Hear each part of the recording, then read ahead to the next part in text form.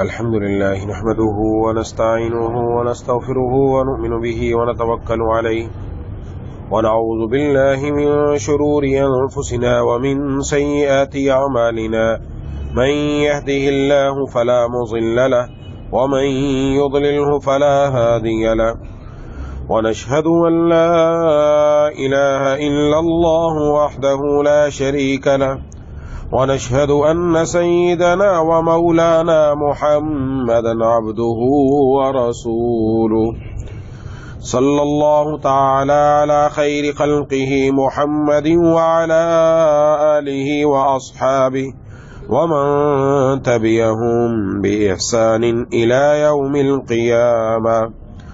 أما بعد فأعوذ بالله من الشيطان الرجيم. بسم الله الرحمن الرحيم. أولئك يجزون الغرفة بما صبروا ويلقون فيها تحية وسلاما خالدين فيها حسنت مستقرا ومقاما. قل ما يعبأ بكم ربي لولا دعاؤكم فقد كذبتم فسوف يكون لزاما.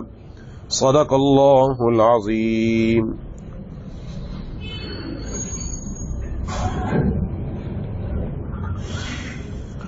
میرے دوستوں اور ساتھی، سورۃ الفرقان کی آخری 3 آیتیں تلاوت کی ہیں. اس پر سورۃ الفرقان مکمل ہو رہی ہے. عباد الرحمن کی جو صفات اللہ تبارک و تعالی نے اس رکوع میں بیان فرمائی، اس کی بھی آخری صفت کا ذکر،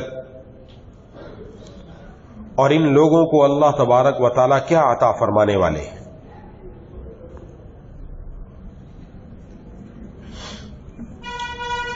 اب تک جو ہم نے رحمان کے بندوں کی صفات پڑھی،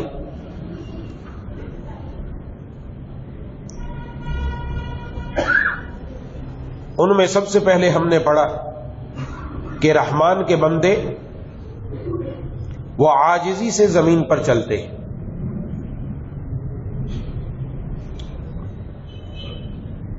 دوسری بات یہ ہے، دوسری صفت یہ ہے کہ یہ ناواقف لوگوں سے جھگڑا نہیں کرتے، الجھتے نہیں ہیں.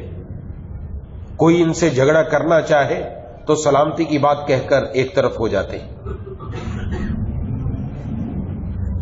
تیسری بات ارشاد فرمائی کہ ان کی راتیں اپنے رب کے سامنے سجدے اور قیام کی حالت میں گزرتی ہیں. چوتھی بات ارشاد فرمائی کہ یہ لوگ اپنے رب سے دعا گو رہتے ہیں کہ ہمارے پروردگار جہنم کا عذاب ہم سے دور کر دیجیے، کیونکہ جہنم عارضی اور مستقل ٹھکانے کے اعتبار سے بری جگہ ہے. پانچویں بات ارشاد فرمائی کہ یہ لوگ اسراف نہیں کرتے. چھٹی بات اسی کے ساتھ ہے، اور بخل بھی نہیں کرتے. فضول خرچی اور بخل دونوں سے بچتے ہوئے درمیانی راہ اختیار کر کے اللہ کے راستے میں یہ مال خرچ کرتے ہیں. ساتویں بات ارشاد فرمائی یہ اللہ کے ساتھ کسی دوسرے کو معبود نہیں پکارتے، کسی دوسرے کو مشکل کشا، حاجت روا، بگڑی بنانے والا نہیں سمجھتے. آٹھویں بات فرمائی کہ یہ لوگ ناحق کسی کا قتل بھی نہیں کرتے. نویں بات ارشاد فرمائی اور یہ لوگ زنا بھی نہیں کرتے. اور خاص طور پر ان 3 باتوں کے بارے میں فرمایا کہ جس کے اندر یہ علامتیں پائی جائیں کہ وہ اللہ کے سوا کسی اور کو معبود سمجھے، کسی اور کے سامنے جھکے، کسی کو ناحق قتل کرے، زنا کرے، تو فرمایا ان لوگوں کے لیے قیامت کے دن دگنا عذاب ہوگا اور وہ اس میں ذلیل و خوار ہو کر پڑے رہیں گے. اللہ یہ کہ جو توبہ کر لے، اپنی زندگی کو بدل لے، تو اللہ تبارک و تعالی اس کی برائیوں کو بھی نیکی سے بدل دیں گے. 10ਵੀं بات ارشاد فرمائی، یہ لوگ جھوٹی مجالس میں حاضر نہیں ہوتے، نہ ہی جھوٹی گواہی دیتے ہیں، اور نہ ہی ایسی مجلسیں، ایسی جگہیں جہاں اللہ کی نافرمانی ہوتی ہے وہاں پر بھی نہیں جاتے۔ 11ویں بات ارشاد فرمائی، اور ان کا اگر گزر بھی ہو ایسی جگہوں پر تو شریفانہ انداز میں گزر جاتے۔ 12ویں بات ارشاد فرمائی، اور یہ لوگ اپنے رب کی آیات جب ان کے سامنے تلاوت کی جاتی ہیں تو اس پر اندھے اور بہرے بن کر نہیں گر جاتے، بلکہ سوچ سمجھ کر، دیکھ بھال کر، آنکھوں کو بھی کھلا رکھتے ہیں، کانوں کو بھی کھلا رکھتے ہیں، اور پھر یہ جناب نبی کریم صلی اللہ علیہ وسلم کی سنت پر چلتے ہوئے جنت کے راستے پر چلتے ہیں۔ اور پھر صرف ان کو اپنی ہی فکر نہیں ہے بلکہ اپنے گھر والوں کی بھی فکر ہے، اس لیے یہ دعا کرتے رہتے ہیں کہ اے ہمارے پروردگار، ہماری ازواج سے اور ہماری اولاد سے ہماری آنکھوں کو ٹھنڈا کر دیجیے، اور ہمیں متقیوں کا، پرہیزگاروں کا پیشوا اور امام بنا دیجیے۔ جن لوگوں میں یہ صفات ہو تو فرمایا یہ لوگ اولئک یجزون الغرفۃ بما صبروا، یہی وہ لوگ ہیں کہ جن کو صبر کے بدلے جنت کے بالا خانے عطا ہوں گے۔ وَيُلَقَّوْنَ فِيهَا تَحِيَّةً وَسَلَامًا، اور وہاں دعاؤں اور سلام سے ان کا استقبال کیا جائے گا۔ خالدین فیہا، وہ وہاں ہمیشہ ہمیشہ رہیں گے۔ حسنت مستقرا ومقاما، کسی کا مستقر اور قیام گاہ بننے کے لیے وہ بہترین جگہ ہے۔ اب اس میں آخری صفت بھی بیان فرما دی اور ان لوگوں کے بارے میں بتلا بھی دیا کہ یہ وہ لوگ ہیں کہ جن کو اللہ تبارک و تعالی بالا خانے عطا فرمائیں گے۔ بالا خانہ اوپر کی جگہ ہوتی ہے، اوپر کی منزل آپ کہیں، اور جو بالا خانے پر ہوتا ہے وہ نیچے کا سارا منظر دیکھتا ہے کہ نیچے کیا ہے۔ جناب نبی کریم صلی اللہ علیہ وسلم نے ارشاد فرمایا جنت کے 100 درجے ہیں، اور ان درجات میں سب سے اونچا درجہ، سب سے درمیانی درجہ فرمایا جنت الفردوس کا ہے۔ جب اللہ سے مانگو تو جنت الفردوس مانگا کرو۔ یہ بالا خانہ قرآن کریم میں مختلف جگہوں پر غرفات، غرفہ کا لفظ استعمال فرمایا گیا، اور ایک حدیث شریف میں بھی جناب نبی کریم صلی اللہ علیہ وسلم نے ارشاد فرمایا کہ جو بندہ اپنی گفتگو میں نرمی اختیار کرے،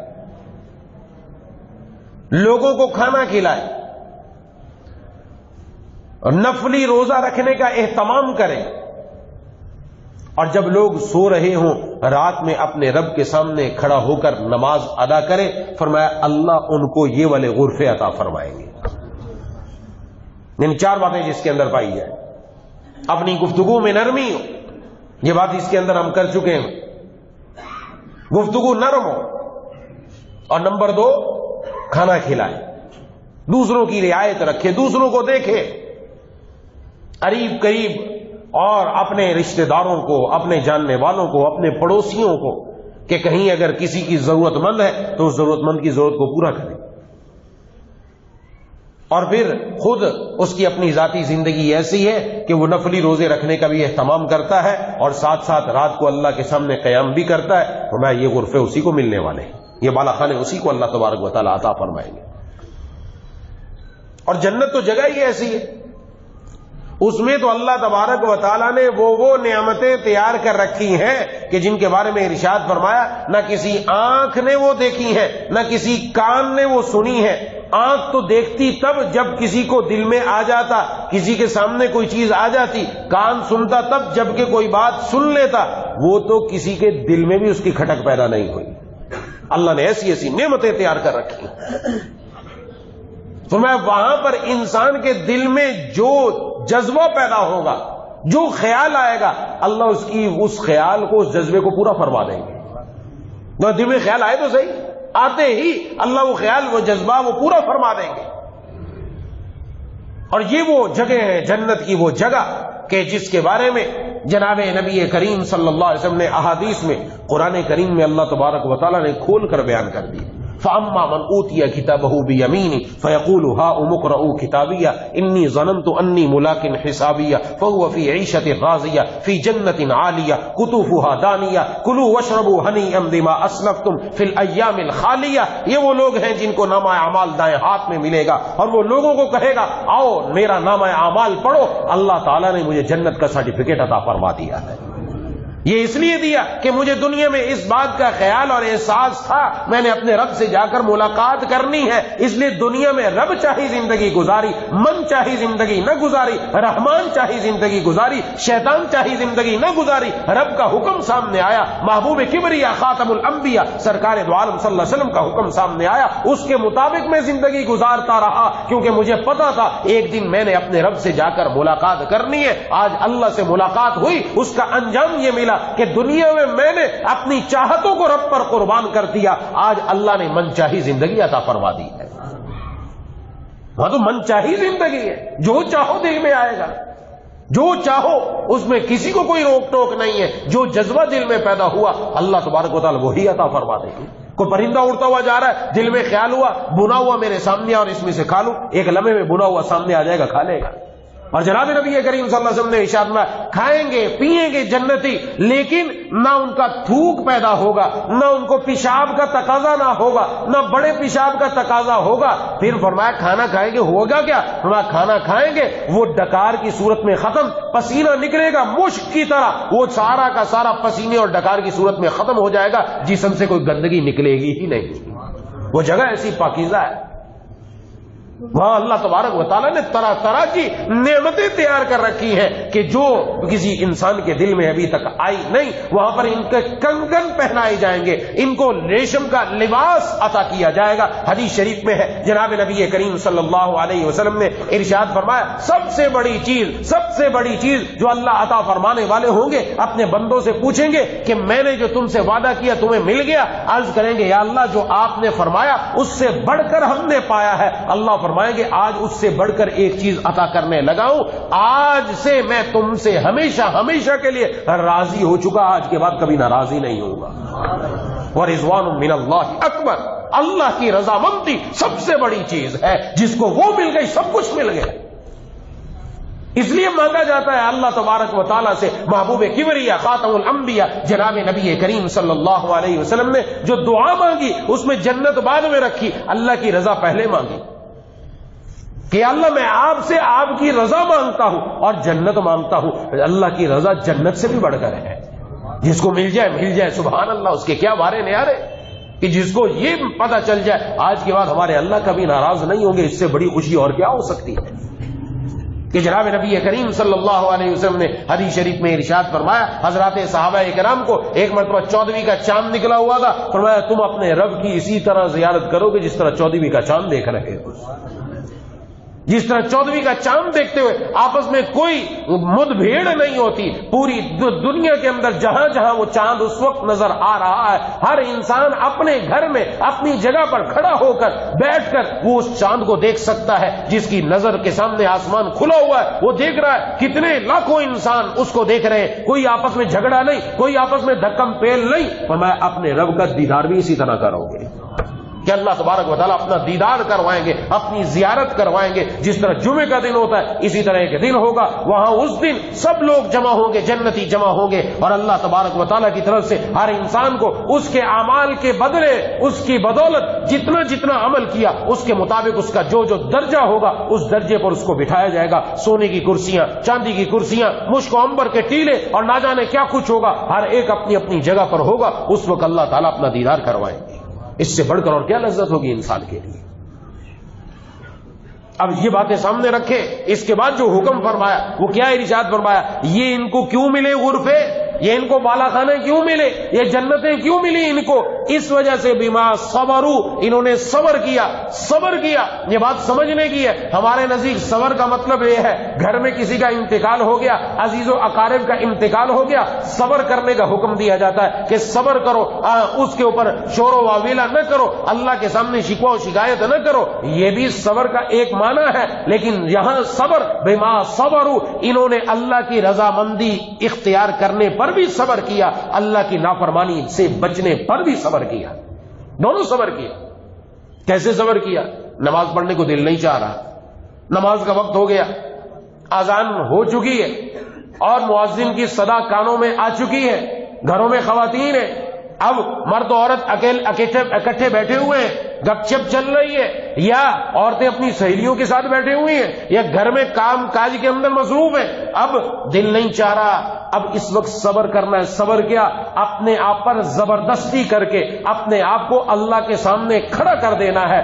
یہ جنہوں نے دنیا میں اللہ کی عبادت کرنے میں اپنے اوپر زبردستی کی، اس کے بدلے میں اللہ ان کو یہ جنت عطا فرما رہے ہیں۔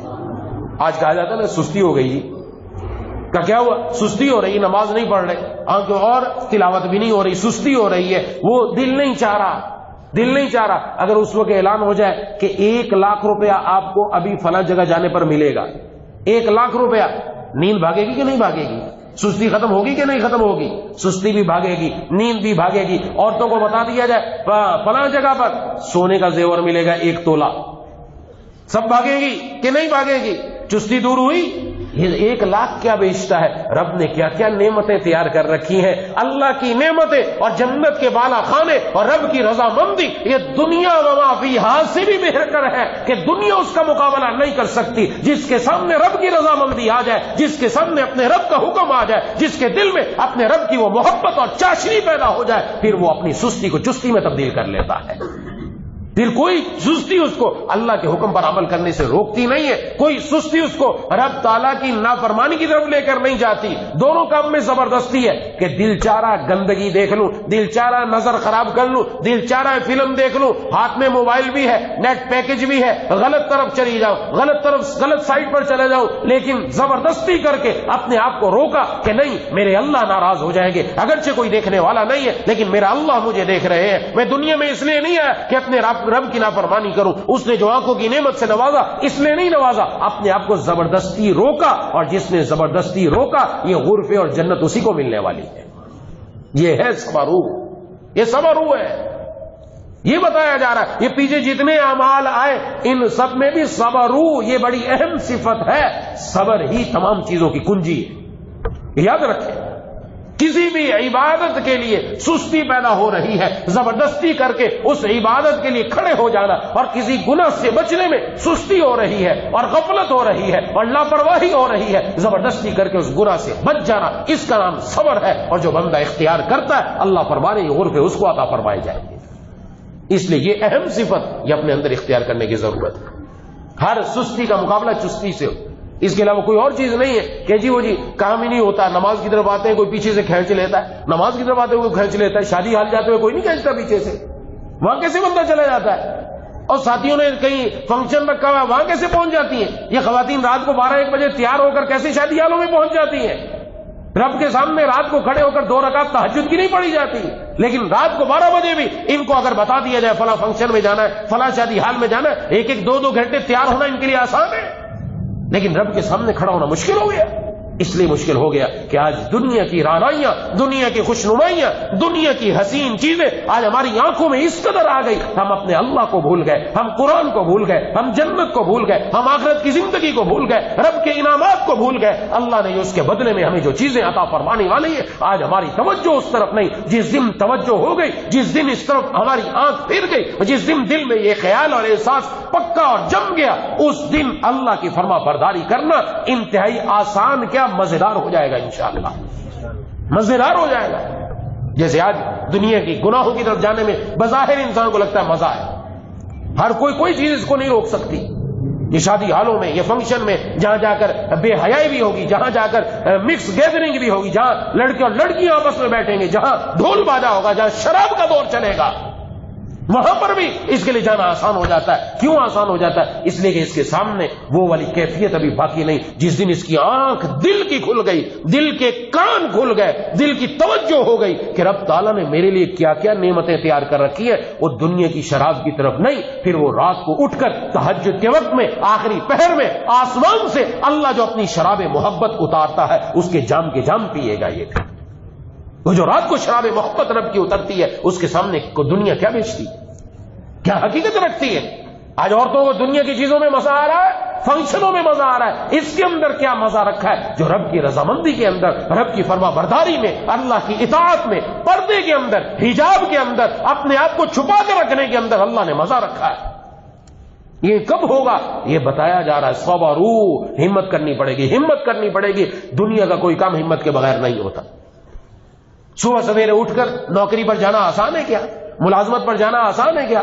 صبح سویرے اس نے جانا ہے، 7 بجے جانا ہے، 8 بجے جانا ہے، 6 گھنٹے ڈیوٹی، 8 گھنٹے ڈیوٹی. اگر اپنی دکان ہے رات گئے تک بیٹھا ہے. یہ کوئی آسان کام نہیں ہے، مشکل کام ہے. اس کے لیے روزانہ جاتا ہے، روزانہ، ایک دن کا معمول نہیں ہے، روزانہ کا معمول ہے. پورے سال اس نے جانا ہے. اور بعض دکانیں تو ایسی ہیں، بعض کاروبار تو ایسے کہ اس کی سال میں چھٹی نہیں ہے، عید کی بھی چھٹی نہیں ہے کہ نہیں؟ وہاں جا رہا ہے کہ نہیں جا رہا؟ دکان کاروبار سب کچھ ہو رہا ہے. کیوں؟ اس کو 1 مہینے کے بعد جو وہاں سے نفع ملنے والا ہے، جو وہاں سے پیسہ ملنے والا ہے، اس کو اس کی لطف اور اس کی لذت، اس کی محبت ہے، اس کو اس کی قدر معلوم ہے. اس لیے اس کے لیے اٹھنا آسان ہے، اس لیے اس کے لیے اپنے کاروبار پر جانا آسان ہے، اس لیے سارا دن اپنے کاروبار کو دینا آسان ہے، کھڑے ہونا آسان ہے. اپنی عیدیں قربان کر دے گا، اپنی شادیوں قربان کر دے گا، سب کچھ قربان کر دیتا ہے. اپنے کاروبار کو چھوڑنے کے لیے تیار نہیں ہوتا. کیوں نہیں تیار ہوتا؟ اس کو وہ جو چیز ملنے والی ہے دنیا کی پونجی، اس سے اس کو مزہ اور اس کے ساتھ اس کو لذت حاصل ہوتی ہے، اس کی قدر و قیمت ہے. جب اللہ تعالیٰ کی محبت کی، اللہ کے نام کی لذت دل میں آ جائے گی، اسی طرح رب کے سامنے کھڑا ہو جانا آسان ہو جائے گا. از محبت تلخ شیریں شبد. اس لیے علامہ رومی رحمہ اللہ فرماتے ہیں محبت تو کڑوی چیزوں کو بھی میٹھا کر دیتی ہے. ماں کے لیے کیا چیز ہے؟ ماں بچہ، چھوٹا بچے کی تمنائیں کرتی کہ بچہ ہو جائے، بچہ ہو جائے. بچہ ہو گیا، اب بچہ رات کو بستر گیلا کر دے تو ماں کے لیے پریشانی ہے. نہ ماں اس کو اٹھا کر صاف ستھرا کرتی ہے، گیلے بستر پر خود سو جائے گی، سوکھے بستر پر اس کو سلائے گی. بار بار اٹھنا پڑے، بار بار اٹھے گی. تکلیف برداشت کر رہی ہے کیونکہ اس کو اپنے بچے کے ساتھ جو اللہ نے محبت دی ہے، یہ محبت اس کو مجبور کر رہی ہے. اس کے لیے رات کو بار بار اٹھنا، اپنے بچے کی پریشانی اپنے سر پر لینا، اس کے لیے آسان ہو گیا. جس کے دل میں اللہ کی محبت آ جائے تو اس کے لیے اللہ کے حکموں پر عمل کرنا بھی آسان ہو جاتا ہے. آج وجہ یہ ہے کہ ہماری آنکھوں کے سامنے دنیا ہی دنیا ہے، دنیا کی خوشنمائیاں ہیں، دنیا کی رنگینیاں ہیں. لیکن یہ دنیا کیا بیچتی ہے؟ اصل تو اللہ تبارک و تعالیٰ کی ذات ہے. جس کو وہ مل گئی اس کا کام بن گیا. اس دنیا کے اوپر مر کر انسان کو کچھ نہیں ملنے والا. یہ دنیا کی رنگینیاں یہ ختم ہو جانے والی ہے، ایک اللہ کی ذات باقی رہنے والی. دنیا کے اندر کھانا کھایا، ایک حد تک کھا سکتے ہیں. بریانی کھانے کا بڑا مزہ آتا ہے، کباب کھانے کا بڑا عاشق ہے. کتنے کھا لے گا؟ 100 کھا لے گا؟ نہیں، ایک مخصوص حد ہے. کھا لیا، پیٹ بھر گیا. اب وہی چیز جو اچھی لگتی تھی اب اچھی نہیں لگ رہی، چھوڑ دی اس نے. لیکن جنت میں یہ نہیں ہوگا. جنت میں کھاتا جا، مزہ لیتا جا، اور ایک کے بعد دوسرا آئے. اگر ایک ہی انار کا درخت ہے، ایک انار توڑا، اس کا مزہ ہی کچھ اور ہے. دوسرا توڑا، اس کا پہلے سے بھی بڑھ کر مزہ ہے. تیسری مرتبہ کھائے گا، اس کا مزہ ان سب سے جدا ہوگا. اس کا دل نہیں بھرے گا کسی چیز سے. یہ دنیا فانی، دنیا کی ہر چیز فانی.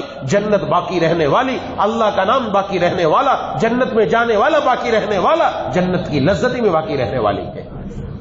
تو ہم کیوں دنیا کے اوپر ان کو ترجیح دیں؟ اس لیے چیزوں کو یاد کریں، دیکھیں، بار بار سوچے گا تو دل میں آئے گا میں کن چیزوں کے اوپر اپنے آپ کو مٹا رہا ہوں، میں کن چیزوں پر اپنے آپ کو فنا کر رہا ہوں، کن چیزوں پر میں ختم کر رہا ہوں. یہ تو دنیا کی چیزیں بیچ رہی ہیں.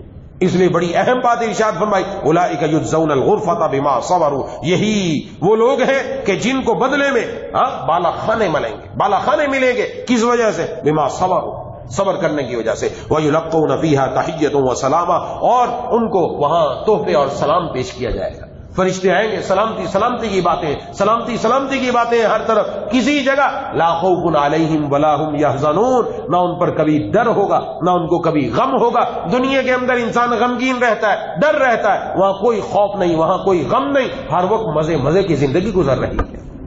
اور پھر اس کے اندر 2-4 دن کے لیے، 6 دن کے لیے، سال 2 سال کے لیے، خالدین فیہا، ہمیشہ ہی اس میں رہیں گے. ہمیشہ رہنا ہے. یہ دنیا کے اندر تو انسان ہمیشہ نہیں رہنا. دنیا کی لذت ہمیشہ کی نہیں، چند دن کی ہے. وہاں کی لذت ہمیشہ کی، بلکہ وہاں جانے سے پہلے ابھی قبر میں بھی انتظام اللہ فرما دیتے ہیں.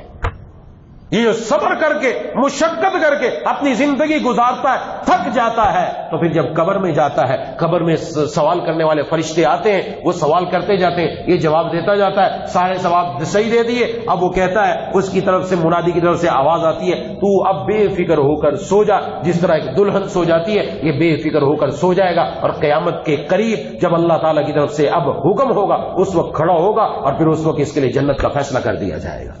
پھر یہی بھی حکم ہوگا، میرے بندے نے سچ کہا، اس کے لیے جنت کا لباس پہنا دو، جنت کا فرش بچھا دو، جنت کی طرف کھڑکی کھول دو، اور جنت کی ہوائیں اس کی طرف آنا شروع ہو جائیں گی، قبر میں ہی اس کے مزے شروع ہو جائیں گے۔ یہی سے شروع ہے کام، اور وہاں کیا، یہ دنیا میں ہی شروع ہے۔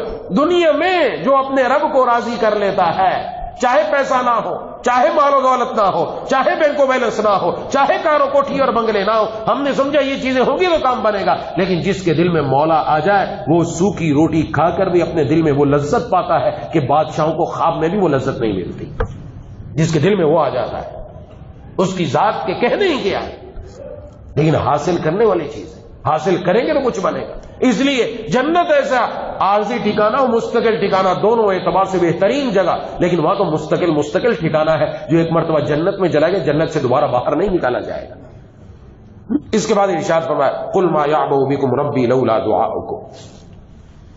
یہ عجیب بات ارشاد فرمائی، آپ صلی اللہ علیہ وسلم کو فرمایا، آپ کہہ دیجئے کہ میرے رب کو تمہاری کوئی پرواہ نہ ہوتی اگر تم اس کو پکارتے نہ، تم سارے کے سارے اگر جہنم میں چلے جاتے، رب کو کوئی پرواہ نہیں ہے، وہ مستغنی ہے، اس کی ذات مستغنی ہے، لیکن تمہارے پکارنے کی وجہ سے اللہ تبارک و تعالی نے تمہارے جنت عطا فرما دی ہے۔ پکارنے کی وجہ سے، مانگنے کی وجہ سے، بڑا اہم بات ارشاد فرما دیا، تمہارا مانگنا تمہاری زندگی کو بدل کر رکھ دیتا ہے۔ تم اگر نہ مانگتے تو پھر یہ کیفیت نہ ہوتی، اس میں مانگنا ہے رب سے۔ دعا کے اندر مانگنے میں صرف دعا ہی نہیں ہے، نماز، روزہ، زکوٰۃ، جتنی عبادات سب اس دعا کے اندر آتی ہیں، لیکن اس کے ساتھ ساتھ مانگنے کا بھی اہتمام کیا جائے۔ رب کا در وہ ہے کہ دنیا والوں سے زیادہ مانگا جائے تو دنیا والے ناراض ہوتے ہیں، رب سے نہ مانگا جائے تو رب تب ناراض ہوتا ہے کہ مانگا کیوں نہیں مجھ سے، مانگو۔ اس لیے مانگنے کا اہتمام۔ آج ہم کہتے ہیں جی کام نہیں بن رہا، رب کے در پر آئے کہ جی نماز کی کوشش کرتا ہوں نہیں ہو رہی، میں دین پر چلنے کی کوشش کرتا ہوں نہیں ہو رہی، خواتین کہتی ہیں گھر میں ماحول نہیں بن رہا، ہم چلنے کی کوشش کرتے ہیں، شوہر راستے میں رکاوٹ بنتا ہے، سسرال والے راستے میں رکاوٹ بنتے ہیں، کیا کریں؟ اپنے رب کے سامنے سر جھکا دیں، اپنے رب کے سامنے ہاتھ اٹھا دیں، اپنے رب کے سامنے اپنے دل کی بات رکھ دیں، پھر دیکھیں گے اللہ راستے کیسے پیدا کرتا ہے۔ کر کے تو دیکھیں، ہم نے تو اللہ سے مانگا ہی نہیں، ہم تو دعا مانگتے ہوئے آج کل مصیبت کھڑی ہو جاتی ہے، نعوذ باللہ، کہ دعا مانگنا ایک مشکل لگتا ہے، نعوذ باللہ۔ جو دعا مانگنا مشکل لگے گا اس کو ملے گا کیا؟ دعا مخ العبادہ، دعا تو عبادت کا مغز ہے، ہم نے اللہ سے مانگا ہی نہیں۔ مانگے تو صحیح، اور مانگنے والا ہو، پڑھنے والا نہ ہو۔ آج دعائیں پڑھی جاتی ہیں، مانگی نہیں جاتی کہ میرے منہ سے نکل کے آ رہا ہے، میں اپنے رب کے سامنے اپنی دعا کون سی رکھ رہا ہوں، کیا میری دعا ہے، کیا میری پکار ہے، میں اپنے رب سے چاہتا کیا ہوں۔ ذرا اس انداز میں ایک مرتبہ مانگ کر دیکھے، اللہ زندگی نہ بدل دے تو پھر کیا، زندگی نہ بدل دے، کر کے دیکھنے سے ہوتا ہے نا ہر کام۔ ہم تو کرتے ہی نہیں ہیں، ہم تو آتے ہی نہیں، ہم تو ہاتھ ہی نہیں اٹھاتے، دنیا کے سارے چکر لگا لیے، نہیں چکر لگایا تو مولا کے در کا چکر نہیں لگایا، اللہ کے در پر آ کر سر نہیں جھکایا، اپنے رب کے سامنے آ کر 2 رکعت نفل نماز پڑھ کر نہیں مانگا۔ مانگ کر دیکھو کہ رب تعالیٰ کہاں سے عنایت فرمانے والے ہیں، کیا عنایت فرمانے والے ہیں۔ اس لیے آگے ارشاد ہوا، فقد کذبتم فسوف یکون لزاما، یہ کافروں کے لیے تم نے جھٹلایا تو ان قریب تمہارے لیے وبال ہوگا، ان قریب وہ سارے وبال کے اندر ہوں گے سارے کے سارے۔ لیکن اللہ نے ہمیں اس تکذیب سے بچایا، اللہ نے ہمیں مسلمان گھرانوں میں پیدا کیا، اللہ نے مسلمان گھرانوں میں پیدا کر کے بغیر مانگے ہمیں کلمے کی دولت عطا فرما دی، یہ اس تکذیب سے بچا لیا۔ اب میری اور آپ کی ذمہ داری کیا بنتی ہے؟ ہماری ذمہ داری اپنے رب سے مانگنا، اپنے رب کو پکارنا، اپنے رب کے سامنے اپنی بات رکھنا، دونوں ہاتھ اٹھا کر اپنے رب سے جب مانگیں گے، دیکھیں اللہ تعالیٰ کیسے کیسے راستے پیدا فرما دیتے ہیں، کیسے کیسے راستے پیدا فرما دیتے ہیں۔ حضرت ہاجرہ کو حضرت ابراہیم علیہ السلام نے چھوڑا، واقعہ سب کو معلوم ہے، لیکن ان کا ایمان کتنا مضبوط تھا، جب واپس جانے لگے بات نہیں کی، کہاں چھوڑ کر جا رہے؟ بے آب و گیا، جہاں پانی نہیں ہے، جہاں چرند پرند نہیں ہے، یہ مکہ کی زمین وہ تھی یا کچھ نہیں تھا، وہاں چھوڑ کر جا رہے ہیں جہاں کوئی پرسان حال نہیں، کوئی دیکھنے والا نہیں، کوئی لوگ رہنے والے نہیں ہیں، وہاں ایک عورت اور ایک بچے کو چھوڑ کر جا رہے ہیں، اور وقت کے نبی رب کے حکم پر جب جانے لگے انہوں نے پوچھا آپ ابھی سے جا رہے ہیں؟ بار بار پوچھا، اور آخر میں پوچھا کہ اللہ کا حکم یہی ہے؟ تو سر ہلا دیا کہ اللہ کا حکم یہی ہے، بس یہ سننا تھا کہ اگر اللہ کا حکم یہ ہے تو اللہ ہمیں ضائع نہیں کرے گا۔ سبحان اللہ، کیا ایمان کی قوت تھی کہ اللہ کا حکم ہے، بظاہر اسباب نہیں ہے، پانی کا انتظام نہیں ہے، رہنے والا کوئی نہیں ہے، کھانے پینے کی کوئی چیز نہیں، لیکن اتنا اعتماد اپنے رب پر کہ اگر اللہ کا حکم ہے ہمیں یہاں چھوڑ کر چلے جاؤ تو وہ اللہ ہمیں ضائع نہیں کرے گا، وہ یہی رکھے گا ہمیں زندہ۔ اور رب نے انتظام کیا کہ نہیں کیا؟ ایسا ایسا انتظام کیا، آج مکہ کی وادی وہ وادی ہے کہ دنیا کے اندر جو جو پھل پوری دنیا میں ملتا ہے اللہ وہی پھل مکہ میں عطا فرماتے ہیں۔ یہ ساری پیچھے قربانی ہے۔ تو ایسا ایمان دل میں آ جائے تو کام بن جائے۔ آج بھی الحمدللہ بہت سارے مرد حضرات، بہت ساری خواتین مانگنے والی ہیں ماشاءاللہ، اور جب ہاتھ اٹھاتی ہیں رب تعالیٰ کرم نوازی اور مہربانی فرمائے۔ ہم میں سے ہر آدمی مانگنے والا۔ اگر ہم دین پر نہیں چل پا رہے، ٹھیک ہے، یہ تو نہیں کہہ سکتے اللہ میں نہیں چل پایا، تو اللہ نے پوچھ لیا مانگا کیوں نہیں؟ مانگا تھا مجھ سے۔ دنیا کے اندر نفس و شیطان تمہارے پیچھے لگے ہوئے تھے، تم نے مجھ سے مدد مانگی کہ اللہ تو مدد فرما دے۔ مانگ کر تو دیکھیں، اگر بن نہیں رہا کام مانگنے والے بن جائیں، اللہ سے آ کر حضور اللہ کے حضور میں گڑ گڑانے والے بن جائے۔ بار بار گناہ ہو رہا ہے، بار بار توبہ ٹوٹ رہی ہے، بار بار ہم سے نمازیں قضا ہو رہی ہیں، کوئی ترتیب نہیں بن پا رہی، بار بار احکام ٹوٹ رہے ہیں، تو اللہ کو نہ چھوڑو، اللہ کو نہ چھوڑو، رب کے در کو نہ چھوڑو۔ میرے مرشد احمد اللہ فرماتے تھے عجیب بات یہ ہے، تعجب یہ ہے، جس کو چھوڑنا چاہیے تھا اس کو تو نہ چھوڑا، گناہ چھوڑنے کی چیز تھی اس کو تو نہ چھوڑا، اور جس کو نہیں چھوڑنا تھا اس کو ہم نے چھوڑ دیا۔ رب کا در نہ چھوڑنے والی چیز تھی، اس کو چھوڑ دیا۔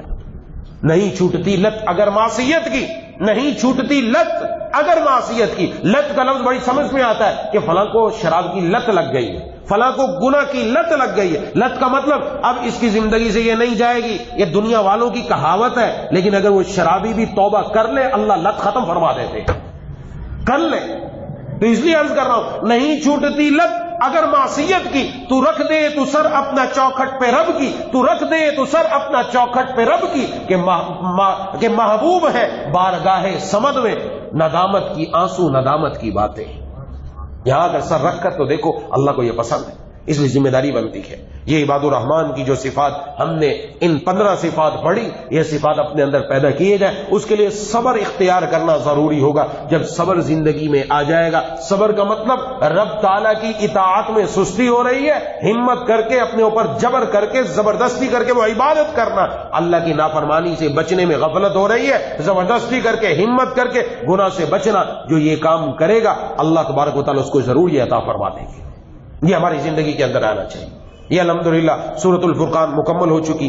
صبح میں جمعے کے اندر درس دے رہا تھا، جمعے کے اندر جو بات چل رہی تھی حضرات صحابہ کرام رضوان اللہ علیہم اجمعین کے حوالے سے، کچھ تھوڑی سی بات رہ گئی، وہ میں مکمل بھی کرنا چاہتا ہوں۔ کچھ خواتین سے بھی عرض کرنا چاہتا ہوں کہ چلو خواتین کو بھی اس سے متعلق آگاہی ہو جائے اور ان کو بھی کچھ بات پتہ چل جائے۔ حضرات صحابہ کرام رضوان اللہ علیہم اجمعین کے لیے میں نے سورۃ الحشر کی 3 آیتیں تلاوت کی تھی۔ اس میں اللہ تبارک و تعالیٰ نے 3 طبقات کا ذکر فرمایا۔ نمبر 1 للفقراء المہاجرین، فقراء مہاجرین۔ مہاجرین وہ صحابہ کرام رضوان اللہ علیہم اجمعین جو مکہ سے ہجرت کر کے مدینہ آئے۔ ان کو فقراء کیوں کہا گیا؟ اس لیے کہ یہ جو کچھ تھا مکہ میں چھوڑ کر آ گئے، ساتھ کوئی نہیں لایا۔ ساتھ کیا لائے؟ ساتھ ایمان لے کر آئے، ایمان لائے۔ اس لیے فقیر کہا گیا کہ ان کے پاس کچھ نہیں تھا، ان کی جائیدادیں، ان کی زمینیں، ان کا سب کچھ وہ کہاں رہ گیا؟ مکہ میں رہ گیا۔ یہ فقراء مہاجرین ہے۔ یہ الذین اخرجوا من دیارہم، ان لوگوں کو ان کے گھروں سے نکال دیا گیا، واموالہم، ان کے مالوں سے نکال دیا گیا، دونوں سے نکال دیا گیا۔ یبتغون فضلا من اللہ ورضوانا، اور یہ اللہ کا فضل اور اس کی رضامندی ڈھونڈتے ہوئے آئے ہیں۔ اللہ کا فضل ڈھونڈ رہے، رضامندی ڈھونڈ رہی ہے۔ وَيَنْصُرُونَ اللَّهَ وَرَسُولَهُ، اور اللہ اور اس کے رسول کے دین کی مدد کر رہے ہیں۔ أُولَئِكَ هُمُ الصَّادِقُونَ، یہی لوگ سچے ہیں۔ یہ مہاجرین کا ذکر ہوا۔ نمبر 2 وَالَّذِينَ تَبَوَّؤُوا الدَّارَ وَالْإِيمَانَ مِنْ قَبْلِهِمْ، اور وہ لوگ جو جگہ پکڑ رکھے ہیں اس گھر میں اور ایمان میں ان سے پہلے، یعنی مدینے میں جو جہاں یہ حضرات پہنچے، وہاں جو انصار صحابہ کرام جو پہلے سے وہاں موجود تھے، یحبون من ہاجر الیہم، یہ ان لوگوں سے محبت کرتے ہیں جو ان کی طرف ہجرت کر کے آ گئے۔ ولا یجدون فی صدورہم حاجۃ مما اوتوا، اور یہ اپنے دل میں تنگی نہیں پاتے اس چیز سے جو ان کو دی گئی، وَيُؤْثِرُونَ عَلَىٰ أَنفُسِهِمْ، اور یہ اپنے اوپر ان مہاجرین کو ترجیح دیتے ہیں، وَلَوْ كَانَ بِهِمْ خَصَاصَةٌ، اگرچہ اپنے آپ کے اندر خود فاقے میں بھی. یہ حضرات انصار صحابہ کرام رضوان اللہ مجمعین کی وہ جماعت جب مہاجر صحابہ آئے، ورنہ عموماً کیا ہوتا ہے بہت سارے ملکوں میں آپ نے دیکھا ہوگا ساری دنیا تل ملانے لگ جاتی ہے، کہا جی مہاجرین آ رہے ہیں، مہاجرین آ رہے ہیں، ان کو ہم اپنے ملک میں پناہ نہیں دے سکتے، پناہ گزین آ رہے ہیں دوسرے ملکوں سے، ان کے لیے خیمے ایسی جگہ سے لگائے جاتے ہیں جہاں وہ رہتے رہے تو خود ہی مر جائے، کوئی سہولت نہیں دی جاتی، کوئی اپنے گھر میں نہیں ٹھکانہ دیتا، ملکوں کے ملک اس کو دربدر کر دیتے، وہ بیچارے سرحدوں پر پڑے پڑے مر جاتے، کوئی دیکھنے والا نہیں. لیکن حضرات انصار صحابہ کرام یہ وہ ہیں کہ جنہوں نے اپنے گھروں میں حضرات مہاجرین کو جگہ دی، گھروں میں جگہ دی، اور حضور صلی اللہ علیہ وسلم سے آ کر کہا ہمارے گھر میں مہاجرین کو بھیجو، ہمارے گھر میں مہاجرین کو بھیجو. حضور صلی اللہ علیہ وسلم نے قرآن اندازی کی، ایک ایک انصاری صحابی جو مدینے کے رہنے والے، ایک ایک مہاجر صحابی کو ان کا بھائی بنا دیا، انہوں نے ان کو اپنے گھر میں ٹھہرایا، اپنے گھر میں ٹھہرایا. کون ہے ایسا کرنے والا؟ نہ صرف اپنے گھر میں ٹھہرایا بلکہ اپنا مال بھی دیا. ایک موقع پر غزوے میں آپ صلی اللہ علیہ وسلم کے پاس مال آیا، آپ نے انصار کو جمع کیا اور انصار سے کہا اگر یہ مال میں سارا مہاجرین کو دے دوں تو تمہاری اجازت ہے تمہیں کچھ نہ دوں؟ انصار کے دو صحابہ اکرام کھڑے ہوئے اور کہا ہماری طرف سے دل کی خوشی سے اجازت ہے، ان کو دے دیں، یہ ہمارے گھروں میں بھی رہتے رہے اور جو کچھ آپ ان کو دینا چاہتے ہیں دے دیں، ہمارے دل میں کوئی بھی بات نہیں آئے گی ان کے بارے میں. کون ہے ایسی بات کرنے والا؟ آج تو بھائی بھائی کا مال کھانے والا ہے، بھائی بھائی کو پیسے دینے کے لیے تیار نہیں. یہاں تو وہ کیفیت ہی ہے، اور نہ صرف یہ بلکہ ان کی کیفیت ایثار کی ہے، یہ اپنے اوپر دوسروں کو ترجیح دیتے ہیں، یہ اپنے اوپر دوسروں کو ترجیح دیتے ہیں کہ اپنے اب خود فاقے میں رہ لیا، خود بھوک میں رہ لیا، خود مصیبت میں رہ لیا، اپنے بھائی کو مصیبت اور تکلیف میں دیکھنا گوارا نہیں کرتے. محبوب کبریا خاتم الانبیاء سرکار دو عالم صلی اللہ علیہ وسلم کے پاس ایک مہمان آئے، آپ صلی اللہ علیہ وسلم نے اپنے گھر میں بھیجا، بے پوچھو کچھ کھانے کو ہے، ایک زوجہ مطہرہ کے پاس بھیجا، دوسری کے پاس، تیسری کے پاس، سب گھروں میں بھیجا کہ کھانے کو کچھ نہیں ہے گھر میں، وقت کے نبی ہے، کھانے کو گھر میں کچھ نہیں ہے. حضرت اما عائشہ صدیقہ رضی اللہ تعالیٰ عنہ فرماتی ہیں کہ 2 مہینے گزر جاتے تھے لیکن گھر میں چولہا جلنے کی نوبت نہیں آتی تھی. ہائے ہائے، کون ہے یہ وقت کے نبی جن کے نام پر ہم کھا رہے ہیں؟ ہمیں تو ایک ایک وقت میں اللہ کئی کھانے عطا فرما رہے ہیں، پھر بھی ہماری بدماشی نہیں جاتی، پھر بھی ہم نافرمانی کرنے سے باز نہیں آتے. یہ وقت کے نبی جو سید الاولین والآخرین، جن کے سر پہ ختم نبوت کا تاج ہے، گھر کے اندر 2 ماہ تک چولہا نہیں جلتا کہ کھانے کو میسر نہیں ہے، اور ہم کھا کھا کر اللہ کی نافرمانی کے اوپر کھڑے ہو رہے ہیں. ارے اعلان بابانگے دوہل رب تعالیٰ کی نافرمانی کر رہے ہیں، کیا جواب دیں گے؟ جا کر ہے کچھ ہمارے پاس تو جا کر جواب دینے کا؟ سوچنا چاہیے ان باتوں کو بھی، کبھی غور کرنا چاہیے، کبھی اکیلے میں کمرے میں ہو تو سوچیں کہ ہمارے محبوب صلی اللہ علیہ وسلم کی جو قربانیاں تھی اس کی وجہ سے آج ایمان ہم تک پہنچا ہے، حضرات صحابہ کرام کی قربانیوں سے. اور ہم کہاں ڈھونڈتے پھر رہے ہیں؟ ہمارے اوپر کیا کیا نعمتیں آ رہی ہیں. تو آپ صلی اللہ علیہ وسلم نے بھیجا، سب طرف سے جواب آیا نہیں ہے. آپ نے فرمایا اس مہمان کی مہمان نوازی کون کرے گا؟ ایک صحابی کھڑے ہوئے عرض کیا میں کروں گا. لے گئے اپنے گھر میں جا کر اہلیہ سے پوچھا کیا کھانا ہے؟ کہ کھانا اتنا مختصر ہے، مہمان کھا سکتا ہے، اس کا پیٹ بھرے گا اور کچھ نہیں. کہ ٹھیک ہے. جب مہمان کھانے کے لیے بیٹھے تو اس وقت جو گھر میں چراغ جل رہا ہو، ظاہر چراغ جلتے تھے اس وقت، تو تم اس کو بجھا دینا، جب بجھ جائے گا ظاہر اندھیرا ہو جائے گا، مہمان کو پتہ نہیں چلے گا. تم اور میں بھی اپنا ہاتھ کھانے کی طرف لے کر جائیں گے، خالی ہاتھ جائے گا، خالی ہاتھ ہی واپس آئے گا منہ تک، تاکہ مہمان کو شک نہ ہو کہ شاید یہ لوگ نہیں کھا رہے، ورنہ اس کا پیٹ نہ بھرے. اس لیے خود ساری رات بھوکے رہے، مہمان کو کھانا کھلا دیا. اس کو کون سے لذائذ بڑے بڑے تھے جو اسے ایسے کھلا دیا، پیٹ بھر گیا. وہ مہمان کا جناب نبی کریم صلی اللہ علیہ وسلم کی خدمت میں حاضر ہوئے. فرمایا اللہ نے قرآن کی آیت نازل کی، وَيُؤْثِرُونَ عَلَىٰ أَنفُسِهِمْ وَلَوْ كَانَ بِهِمْ خَصَاصَةٌ. یہ وہ لوگ ہیں کہ جو اپنے اوپر دوسروں کو ترجیح دے دیتے ہیں، خود بھوکا رہنا گوارا کر لیا لیکن مہمان کا پیٹ بھر دیا. یہ وہ حضرات صحابہ کرام. غزوہ تبوک کا موقع ہے غالباً، ایک صحابی شہید ہو رہے ہیں، شہادت کے قریب ہے، جان کنی کا عالم ہے. اس وقت انہوں نے کہا پانی. ایک صحابی دوڑتے ہوئے گئے پانی لے کر کہ ان کو پانی پہنچاؤں. ان کے قریب ایک اور دوسرے زخمی تھے صحابی، انہوں نے کہا پانی. کہا پہلے میرے اس بھائی کو پانی پلا دو. دوسرے کے پاس پہنچے، تیسرے کی آواز آئی، تیسرے کے پاس پہنچے، چوتھے کی آواز آئی، چوتھے کے پاس پہنچے، پانچویں کی آواز آئی، پانچویں کے پاس پہنچے، چھٹے کی آواز آئی، چھٹے کے پاس پہنچے، ساتویں کی آواز آئی، ساتویں کے پاس پہنچے، وہ شہید ہو چکے تھے، پہلے کے پاس آئے وہ بھی شہید ہو گئے، یکے بعد دیگرے سب کے سب شہید ہو گئے، کسی نے پانی پینا گوارا نہیں کیا کہ ہمارے بھائی کے پاس پہلے پانی پہنچ جائے۔ کون ہے ایسا کرنے والا؟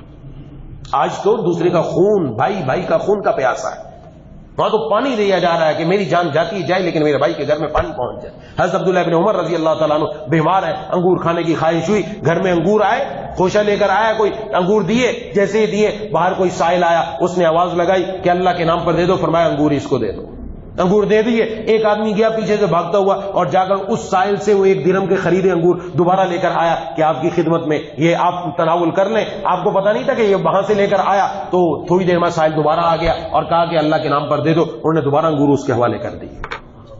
یہ وہ حضرات کہ جن کی کیفیت یہ ہے، اور انہی حضرات صحابہ کرام کے زمانے میں ایک گھر کے اندر ایک ساتھی کو کسی کی چیز کی ضرورت تھی تو دوسرے ساتھی نے بکری کی سیری بھیج دی، ان کے پاس پہنچی، پتا چلا میرا تو فلاں ساتھی وہ مجھ سے زیادہ محتاج ہے، اس کے گھر میں بھیج دی، تیسرے کے پاس بھیج دی، تیسرے نے چوتھے کے پاس، چوتھے نے پانچویں کے پاس، چھٹے کے پاس، ساتویں کے پاس، ساتویں نے دوبارہ پہلے والے کے گھر میں بھیج دی، وہ مجھ سے زیادہ محتاج ہے۔ سیری جہاں سے گھومی تھی وہیں واپس آ کر رک گئی۔ ہر ایک دوسرے کا ایسا خیال رکھنے والا کہ صرف اپنے پیٹ کی فکر نہیں، اپنے ساتھیوں کی بھی فکر ہے اور ان کے گھر میں انتظام کیا جا رہا ہے پہنچانے کا۔ خود فاقے سے رہنے گوارا ہے لیکن اپنے پڑوسی کا، اپنے ساتھی کا، اپنے مسلمان بھائی کا پیٹ خالی رکھنا گوارا نہیں۔ اور آج کیسا مسلمان ہے؟ آج تو ہماری حالت ہی ایسی ہے، قریب کے پڑوسی کا ہی پتہ نہیں چلتا۔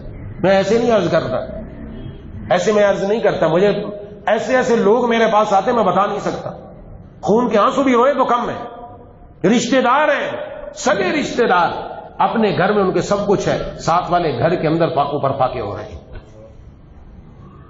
ایک ہفتے تک سوکھی روٹی پر اب بھی ایسے لوگ ہیں، گزارا چلتا ہے۔ ان آنکھوں نے دیکھا ایسے لوگوں کو۔ یہ نالیاں ہماری بنی ہوئی گندی جس پر لوگ اپنے گھر کے بچے ہوئے چاول ڈال دیتے، وہاں بیٹھ کر ایک آدمی چاول کھا رہا تھا، وہ والے کیا جواب دیں گے اللہ تبارک و تعالیٰ کو کل قیامت والے دن جا کر؟ ہمیں تو صرف اپنے پیٹ کی فکر ہوئی پڑی ہے، اور یہاں یہ کون پیش کر سکتا ہے ان کی مثال؟ کم از کم ہم ان کا کچھ نہ کچھ جز تو اپنے اندر پیدا کریں، کچھ تو کسی کا غم اپنے اندر لے لیں۔ عورتوں کو ہے تو ان کی کیفیت یہ چل رہی ہے، ہر عورت اسی چکر میں میرا مال بڑھ جائے، میرا سونا زیادہ ہو جائے، میرا زرق برق کے لباس روزانہ کے نئے ہو جائے، ایک فنکشن میں ایک لباس پہن لیا، اب دوسرے کے لیے دوسرا چاہیے۔ وہ بعض گھر تو وہ ہیں جن کو پہننے کے لیے لباس نہیں ہے۔ سردیاں گزر گئی، سردیوں میں کتنے لوگ ایسے تھے جن بیچاروں کے پاس اوڑھنے کے لیے کچھ نہیں تھا، لیکن ہم تو توجہ نہیں کر رہے ہیں، کن کے پاس کھانے کے لیے کچھ نہیں۔ تو خدا کے لیے سمجھنا چاہیے، یہ حضرات صحابہ کرام، یہ جن کے اوپر آج نعوذ باللہ لوگ بھونکتے ہیں، جن کی زبانیں نہیں رکتی، ان کی مثال لا کر دنیا دکھانے سے عاجز ہے، پیش نہیں کر سکتی۔ یہ وہ تھے کہ جن کو اللہ نے چن لیا تھا، یہ اپنے اوپر دوسروں کو ترجیح دیتے تھے، انہوں نے کبھی گوارا نہیں کیا کہ دوسرے کا پیٹ کاٹ لیا جائے۔ اور پھر آگے کیا عجیب ارشاد ہے، وَمَن يُوقَ شُحَّ نَفْسِهِ فَأُولَٰئِكَ هُمُ الْمُفْلِحُونَ، اور جو اپنے دل کی بخل سے بچا لیا گیا یہی لوگ کامیاب ہیں۔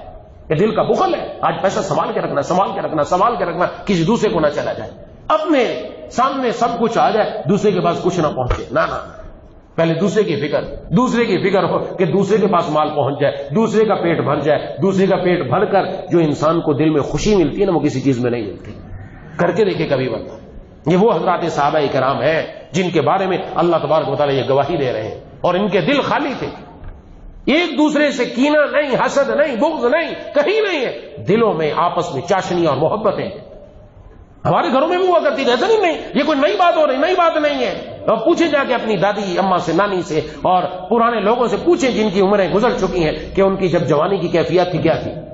بھائی پر جان نچھاور کیا کرتے تھے، پتہ چل جائے کہ بھائی کے گھر میں آج مسئلہ ہے فوراً پہنچ جاتے تھے، بہنوں کو پتہ چل جائے بہنیں پہنچ جایا کرتی تھی، آج تو پتہ بھی چل جائے تب بھی آنکھیں موند کر لیٹے رہتے ہیں، ہمارا مسئلہ نہیں، اس کا مسئلہ ہے، وہ جانے، اس کا کام جانے، مرتے تو مرنے دو، بھتیجے مرتے مرنے دو، یہ کہیں بھی جانے دو، ہمیں کوئی فکر نہیں، ہمارا کام بن رہا ہے۔ لیکن یاد رکھ کہ قیامت والے دن پکڑ ہے، جس کو اللہ نے مال کی نعمت سے نواز رکھا ہے اور اس کے پاس اتنا مال موجود ہے، وہ ان کی ضرورت پوری کر سکتا تھا، اس نے ان کی طرف نہیں دیکھا نا، پکڑ ہو جائے گی، بچنا نہیں ہے پھر کام، یاد رکھیں یہ بات۔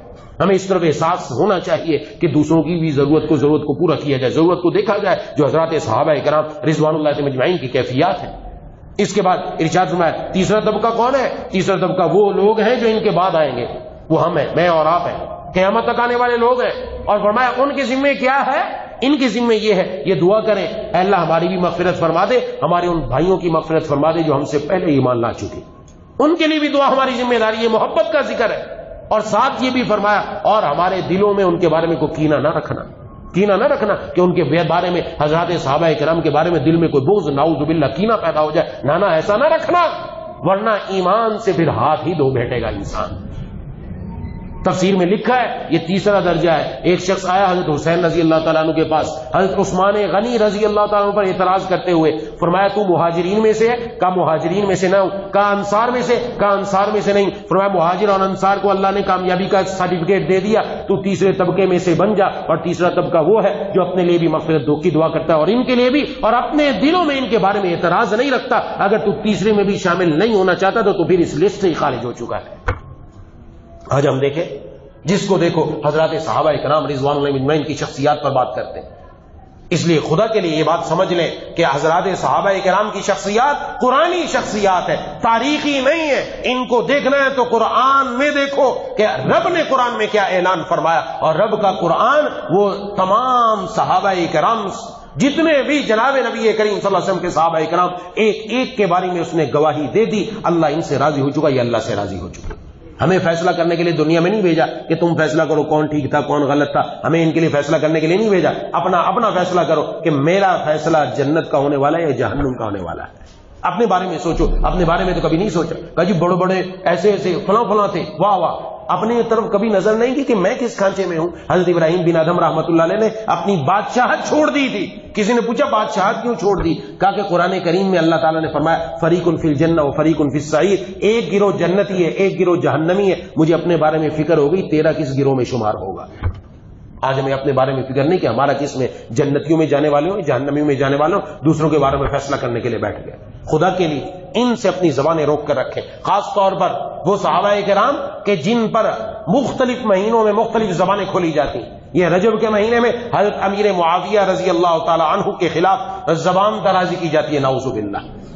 بہت ساری پوسٹیں نوجوانوں کے بعد بھی پہنچتی ہیں، ہرگز ایسی پوسٹ آگے شیئر نہ کرو۔ ایسا نہ ہو کہ ہمارا شمار ان لوگوں میں ہو جائے جن کے بارے میں یہ بات کہی گئی ہے، ایسا نہ ہو کہ ہم اپنا ایمان سے ہاتھ دھو بیٹھیں۔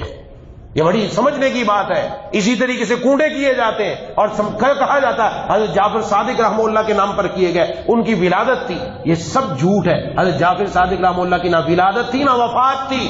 22 رجب کو کچھ نہیں ہوا۔ ہاں کیا ہوا تھا؟ اس دن حضرت امیر معاویہ رضی اللہ تعالی عنہ، جن کا ذکر حدیث میں ہے، جن کا ذکر حضور کی دعاؤں میں ہے، جو جناب نبی کریم صلی اللہ علیہ وسلم کے برادر نسبتی، جن کی ہمشیرہ حضرت ام حبیبہ رضی اللہ تعالی عنہا، امت کی ماں جناب نبی کریم صلی اللہ علیہ وسلم کی زوجہ مطہرہ ہے، ان کی اس تاریخ میں وفات تھی۔ ان کی وفات کی خوشی میں اس وقت کے لوگوں نے چھپ کر جب شیرینی بنائی اور لوگوں میں تقسیم کی کہ آج حضرت امیر معاویہ رضی اللہ تعالیٰ عنہ کا انتقال ہو گیا، یہ وہ بندہ تھا جس نے سنت کو رائج کیا، ہمیں کو اٹھنے نہیں دیا، اب یہ انتقال ہو گیا، اس کی خوشی میں یہ منایا گیا۔ نعوذ باللہ نعوذ باللہ۔ اور آج کا مسلمان جو اللہ تعالیٰ کا نام لے ہوا ہے، جو حضور صلی اللہ علیہ وسلم کا نام لے ہے، صحابہ کرام کا نام لے ہوا ہے، وہ بھی یہ کام کرتا جاتا ہے اور نادانی میں کر جاتا ہے۔ خواتین کو بھی سمجھنا چاہیے، خدا کے لیے سمجھو، یہ دین کنڈوں میں نہیں ہے کہ 22 رجب کو کنڈا کر لیا، 15 شعبان کو ٹکیا بنا لی اور حلوے بنا لی اور نہ جانے کیا کچھ کر لیا۔ دین اس کا نام نہیں ہے،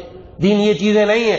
دین کی حقیقت وہ آپ کے سامنے قرآن سے آ چکی۔ دین نام ہے اعمال کا، دین نام ہے جناب نبی کریم صلی اللہ علیہ وسلم کی سچی غلامی کرنے کا۔ ان کی غلامی ہو جائے تو کام بن جائے گا انشاءاللہ۔ یہ چند باتیں تھی جو میں نے عرض کر دی۔ دعا ہے کہ اللہ تعالیٰ مجھے اور آپ کو ان باتوں کو صحیح طور پر سمجھنے کی، عمل کرنے کی توفیق عطا فرمائے۔ وآخر دعوانا ان الحمدللہ رب العالمین۔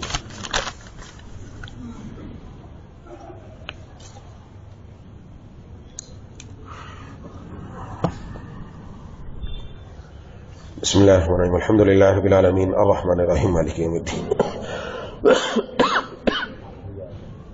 إياك نعبد وإياك نستعين، اهدنا الصراط المستقيم صراط الذين أنعمت عليهم غير المغضوب عليهم ولا الضالين.